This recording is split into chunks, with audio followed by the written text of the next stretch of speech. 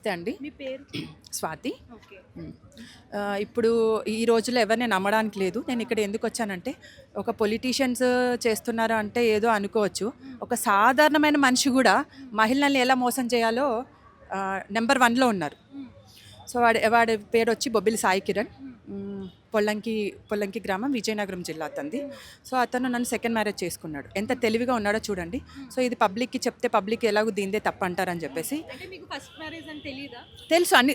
చూడండి, ఒక 1.5 year to 2 years travel చేసినప్పుడు ఎవరి గురించి ఎవరికి తెలియకుండా ఉంటుంది చెప్పండి. అన్నీ తెలిసే కదా ఉంటున్నాడు. అన్నీ తెలిసే కదా సెకండ్ మ్యారేజ్ చేసుకున్నాడు.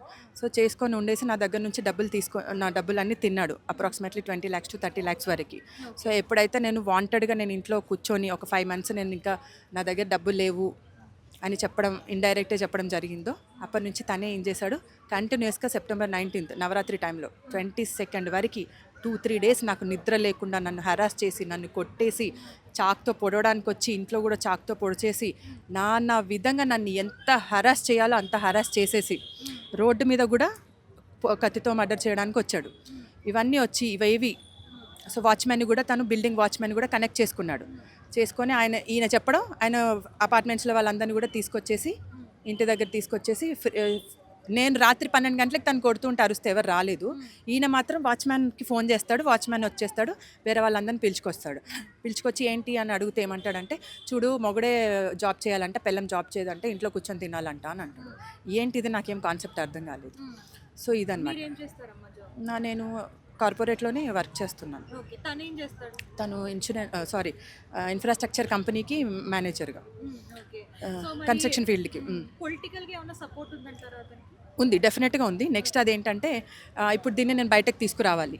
సో నేను పోలీస్ కంప్లైంట్ ఇచ్చాను, కానీ పోలీస్ కంప్లైంట్లో ఒక ఎఫ్ఐఆర్ అయిన తర్వాత ఫస్ట్ ఇన్ఫర్మేషన్ రిపోర్ట్ ఒక 24 hours to 48 hours ఒక అక్యూజ్ని అరెస్ట్ చేయాలి. కానీ 2 months అబ్స్కాండింగ్లో పెట్టేసి, నేను ఏసీపీ సార్ దగ్గరికి వెళ్ళిన తర్వాత, ఇష్యూ వెళ్ళిన తర్వాత అతన్ని పట్టుకోవడం జరిగింది.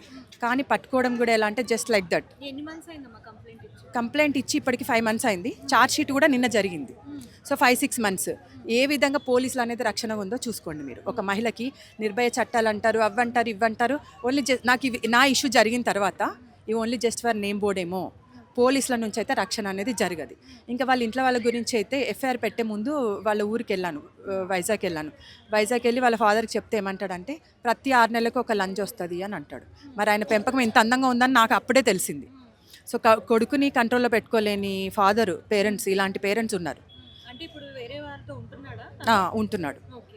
ఆ విషయం మీకు ఎట్లా తెలిసింది? జీపే ట్రాన్సాక్షన్ ద్వారా నేను అడిగాను, నువ్వు ఎందుకు, నేను జనరల్గా ఎప్పుడు చూడను, ఎందుకు అది నా టైమో ఏమో, కానీ ఊరికే ఫోన్ చేసి ఇలా చూస్తే ఏంటి 4-5 months నుండి ట్రాన్సాక్షన్ జరుగుతున్నాయి, నువ్వు ఇంకొకసారి ఇలా చేసావంటే నేను ఆ అమ్మాయికి వార్నింగ్ ఇస్తాను అన్నాను.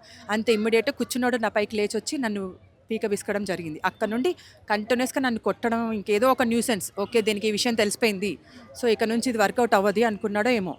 సో ఇలా టార్చర్ చేసి రోడ్డు మీద కొట్టేసి, ప్రూఫ్ ఏం లేకుండా మొబైల్ తీసుకొని వెళ్ళి డేటా డిలీట్ చేయడానికి ట్రై చేశాడు.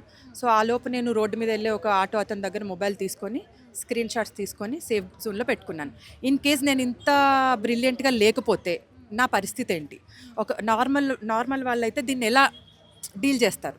నార్మల్ వాళ్ళు, ఏం తెలియని వాళ్ళు, ఏం చదువుకోని వాళ్ళు అయితే వాళ్ళ పరిస్థితి ఏంటి? పోలీస్ స్టేషన్కి వెళ్తే ప్రూఫ్ ఏది అని అడుగుతారు. ప్రూఫ్ లేనప్పుడు ఎలా? సో ఎంత దారుణంగా ఉన్నాడో మీరు చూసుకోండి.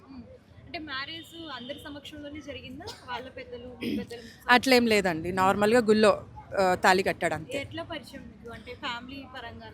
లేదు, తను ఏదో వర్క్ పర్పస్ ఒక ఊరుకు రావడం జరిగింది. సో ఆ ఊర్లో నా వెనకాల పడడం జరిగింది. అలా నాకు పరిచయం అయింది. సో టోటల్గా మీరు ఏం కోరుకుంటున్నారు? సో ఏం లేదండి, ఎక్కడ ఏం చేసినా కూడా మహిళలకైతే రక్షణ లేదు. ఒక పొలిటీషియన్సే ఇలా ఉన్నారు, అలా ఉన్నారు అని చెప్పడానికి లేదు. సాధారణమైన నార్మల్ మనుషులు కూడా, ఒక అబ్బాయి ఎలా ఒక మహిళని చీట్ చేసి ఎస్కేప్ అవ్వాలో సూపర్గా ఉన్నారు. సో దీని నుంచి వేరే మహిళలకు కూడా నేను చెప్పాల్సింది ఒకటే, జాగ్రత్తగా ఉండండి, ఎవరిని నమ్మడానికి వీల్లేదు. సో నేనైతే ఈ ఇష్యూని అందరికి తెలియజేస్తున్నా. నేను మీ ఇంటి అమ్మాయిని, మీ ఆడపడిచిని, నాకు న్యాయం చేరాలని కోరుకుంటున్నాను. అక్యూజ్డ్ శిక్ష పడాలి, నాకేం అవసరం లేదు. ఫర్దర్లో వేరే అమ్మాయికి కూడా ఇలాంటివి జరగకుండా ఉండాలని కోరుకుంటున్నాను. దొరికాడు, తను ఎక్కడో కొండాపూర్లో ఉంటున్నాడని విన్నా నేను. సో పోలీసులో అయితే ఫుల్ సపోర్ట్ ఉంది. పోలీసులో అంటే సిఐ లెవెల్లో. అంటే ఫ్రెండ్స్ కానీ ఎవరైనా సపోర్ట్ చేస్తున్నారు అతనికి? డెఫినెట్గా ఫ్రెండ్స్ అయితే వాళ్ళ ఫ్రెండ్ ఎవడో లోకేష్ అని వైజాగ్ అతనే, తను ఈ గొడవ జరిగినప్పుడు ఇంటికి రావడం, నాకు వార్నింగ్ ఇవ్వడం జరిగింది. వాళ్ళ ఫ్రెండ్ ఒకడు ముక్క శివ అని అతనే, వాళ్ళంతా ఒకే ఊరు వైజాగ్ బ్యాచ్. వాడు కూడా అయింది అయిపోయింది వదిలేసే కదా, నా ఇంటికి వచ్చి నాకు వార్నింగ్ ఇస్తాడు. ఇలా ఉంది పరిస్థితి. సో అంటే వాడు పక్క ప్లాన్లో ఉన్నాడు, నేను సింగిల్ ఉమెన్ని, సో నాకు ఎవరు సపోర్ట్ లేరు, ఇదేం పీకలేదు అని. అప్పుడు వేరే మహిళ అయితే ఎలా తట్టుకుంటారు? నేనంటే నాకు చిన్నప్పటి నుండి ఏదో కష్టాలు ఉన్నాయి, ఏదో తట్టుకొని వచ్చేసాను. సో వేరే వాళ్ళు చచ్చిపోయిన తర్వాత వచ్చి ఏడ్చి చూడడం ఏం లాభం చెప్పండి. సో నేను అందరి ముందు మీ అందరి ముందు రావడం జరిగింది. నేను మీ ఇంటి అమ్మాయిని, మీ ఆడపడిచిని, దయచేసి నాకు న్యాయం చేయండి. వాడి నుంచి రక్షణ కావాలి నాకు, అండ్ శిక్ష కూడా పడాలి. అందరికీ నమస్తే, దిస్ ఈజ్ కరాటే కళ్యాణి.